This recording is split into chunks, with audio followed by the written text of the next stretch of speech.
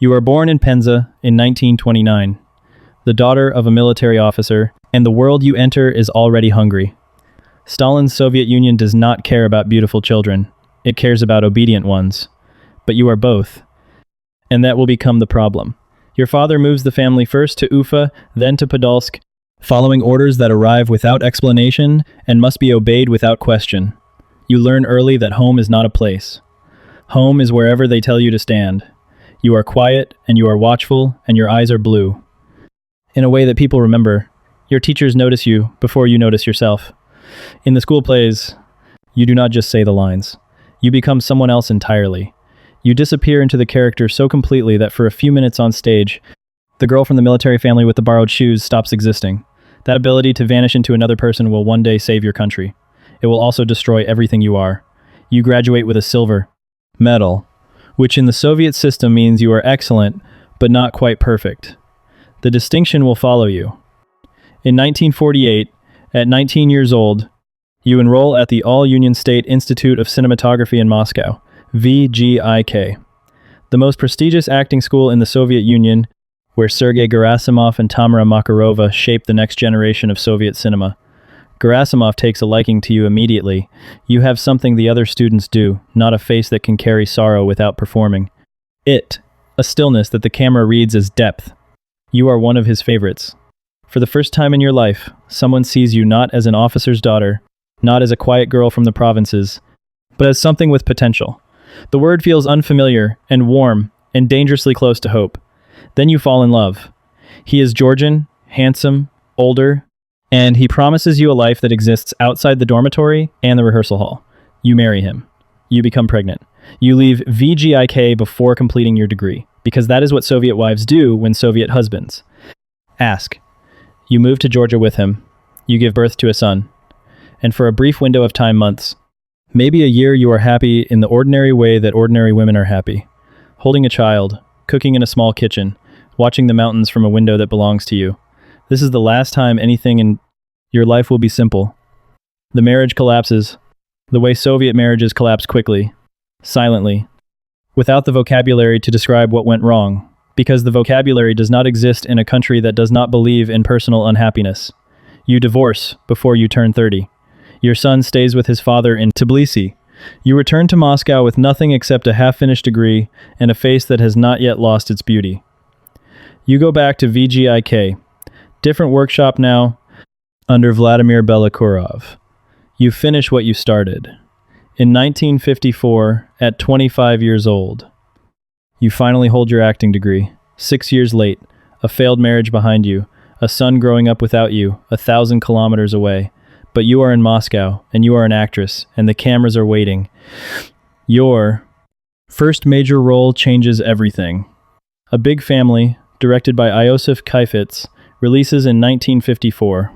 And the following year it is selected for the Cannes Film Festival. Cannes, France, the West. A place you have been taught to despise in morning assemblies and evening broadcasts for as long as you can remember. The film wins an award for its ensemble cast, and your name is suddenly spoken in rooms that matter in Moscow and in Paris. You are called one of the most beautiful actresses in the Soviet Union. The compliment lands differently when you understand what beauty means to the people who run your country. Beauty is not admired in the Soviet Union. Beauty is inventoried. Beauty is assigned a purpose, and you are about to discover yours. A man contacts you. He does not introduce himself with a title, but you understand who he represents. Everyone in Moscow understands. The conversation is indirect, the way all dangerous conversations are in a country where walls have ears because the state installed the ears.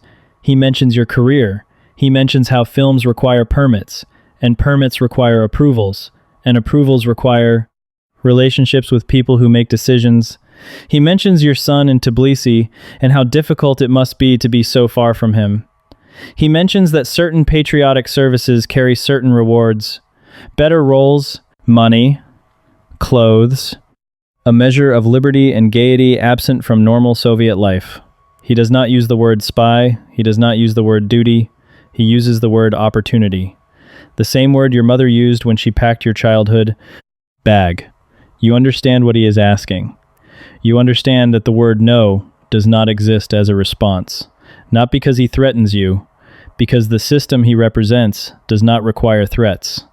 It requires only the knowledge that everything you have can be taken away by people who never have to explain why. You say yes. You say yes because there is no other word available. They give you a code name, Laura. They teach you things the academy never covered. Not how to act, but how to become. Not characters and scripts, but characters and operations. How to read a man's loneliness in the way he holds his drink. How to position yourself in a room so that proximity feels accidental. How to listen, not to words, but to needs. Every powerful man has a gap between who he is and who he pretends to be. Your job is to stand in that gap and make it feel like home. The songs help. Every morning, the radio plays patriotic anthems and you sing along because singing drowns out the questions that accumulate in the quiet hours. You are doing this for your country. You are doing this because the motherland requires sacrifice. You are doing this because the West is corrupt and decadent and uses its wealth to enslave nations, and you are a soldier in a war that does not use bullets. You sing louder on the mornings when the belief thins. You sing until the words replace the doubt. Your target is a Frenchman, Maurice Dejean, the French ambassador to the Soviet Union, close personal friend of President Charles de Gaulle. He is 56 years old, distinguished, cultured, and he has a weakness that his colleagues joke about but never report. He likes women. Specifically, he likes beautiful women who are not his wife. His wife, Marie Claire, is often out of Moscow. The KGB ensures she stays out of Moscow as often as possible. They introduce you through mutual friends at a lunch arranged in a former KGB colonel's home. The setting is warm, the food is generous, the wine is French, because Dejean will notice and appreciate the effort. You are 29 years old, and the cameras have already made your face familiar. He has seen your films. He has seen you at Cannes. He already admires you before the first word is spoken. The operation takes months. You spend time together at restaurants, at cultural events, at a lavishly appointed log cabin outside Moscow that belongs to the chairman of the KGB but looks like a friend's country home. You laugh at his jokes. You touch his arm when you speak. You create a world between you that feels private and secret and real. None of it is real. All of it is recorded. The trap closes on a day chosen by a man named Gribanov, who runs the second chief directorate and designed the entire operation. While you and Dejean are together in the apartment, a KGB apartment wired with cameras in every room, a man bursts through the door. He is playing your husband, a hulking Tatar named Misha KGB from the ground up. His instructions are precise, hurt the ambassador, terrify him, but leave no marks on his face. Misha beats him. You scream and plead and throw yourself between them. Your performance is flawless. It is the best acting you have ever done, and no audience will ever see it. Dejean stumbles out, believing he has narrowly escaped a jealous husband's rage. He runs to a Soviet friend for help. The friend works for the KGB. Everyone works for the KGB. The Soviets do not move immediately. They hold the leverage the way a chess player holds a piece in reserve, not deploying it, but letting its presence on the board alter every decision the opponent makes. Dejean remains in Moscow under their influence. The intelligence he provides is subtle but devastating. There are those who believe his quiet counsel helped push de Gaulle toward pulling France from NATO's military command in 1966, a fracture in the Western alliance that Moscow had dreamed of for a decade. Your reward for the operation is a golden Swiss watch with diamonds. You hold it in your palm, and it feels heavier than it should. You are 30 years old.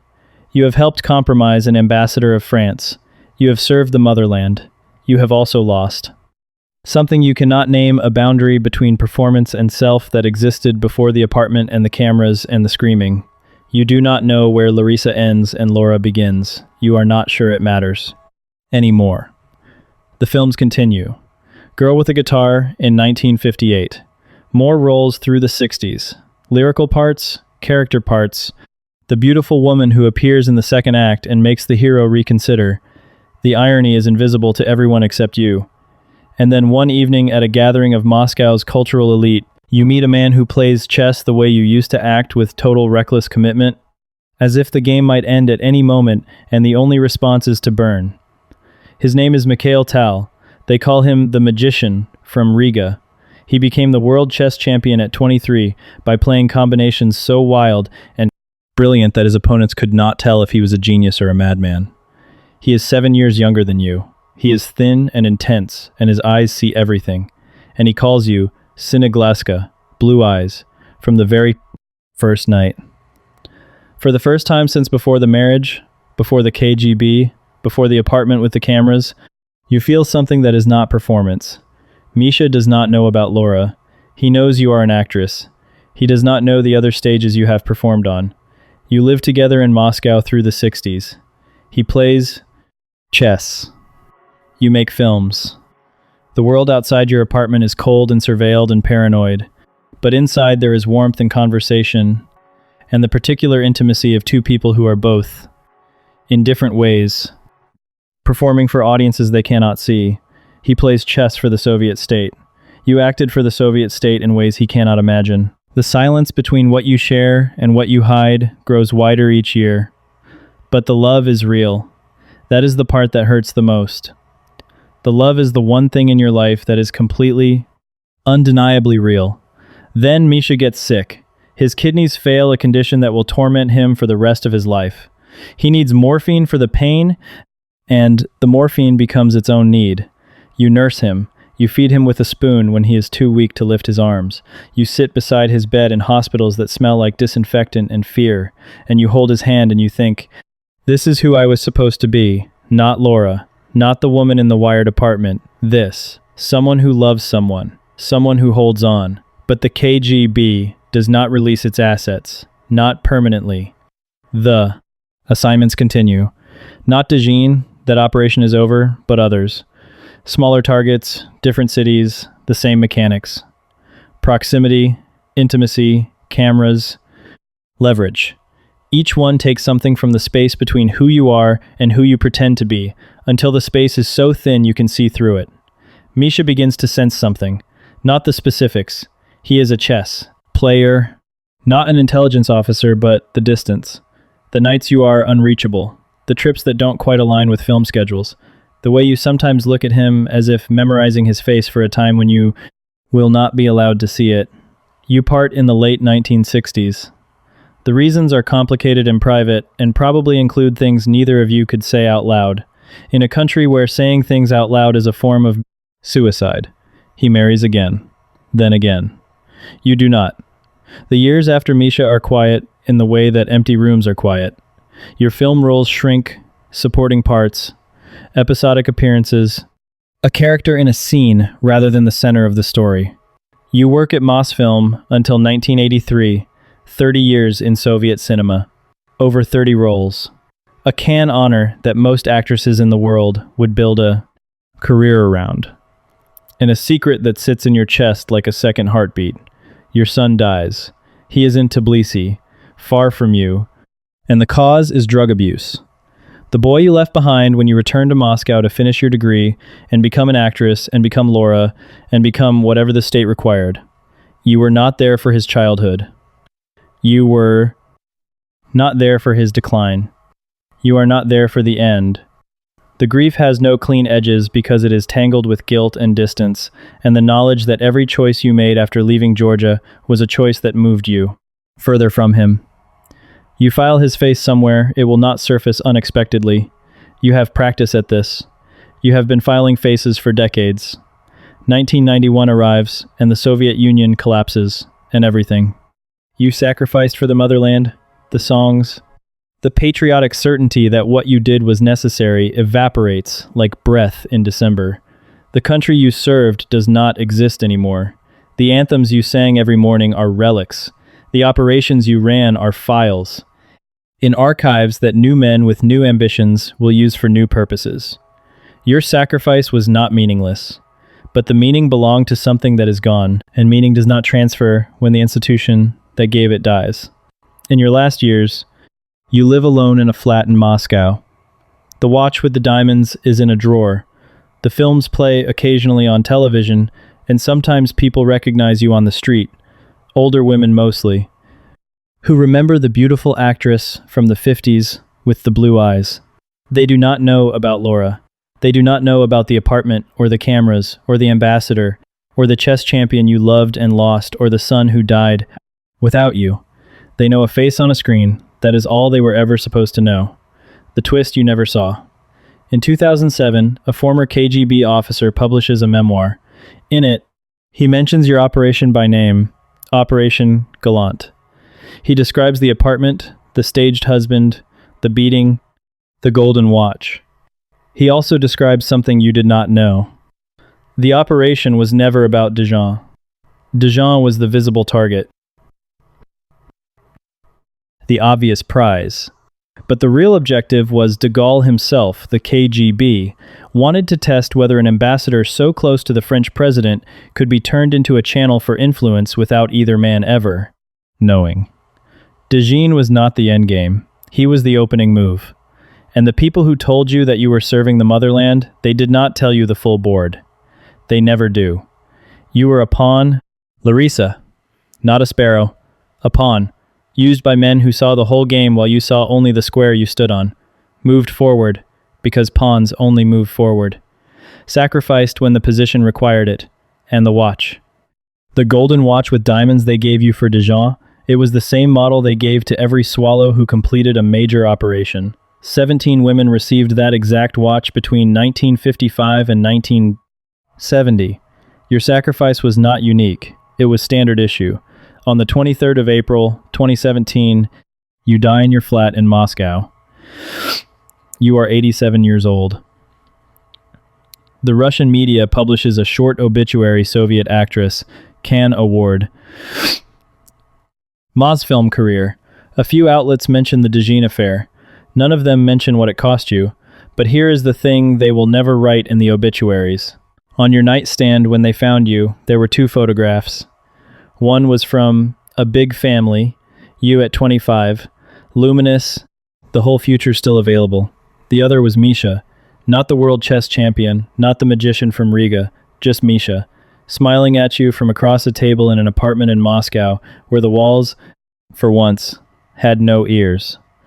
Where the love was real and the cameras were off, and 2 people who were both performing for a country that would eventually forget them were, for a few years, just themselves.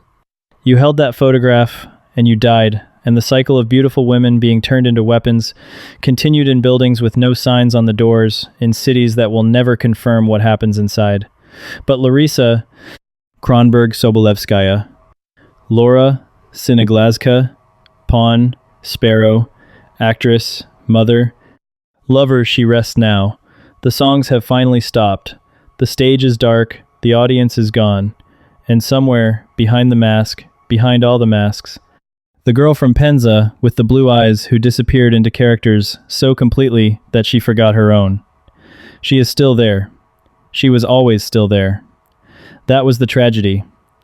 Not that they took her, but that she never fully left.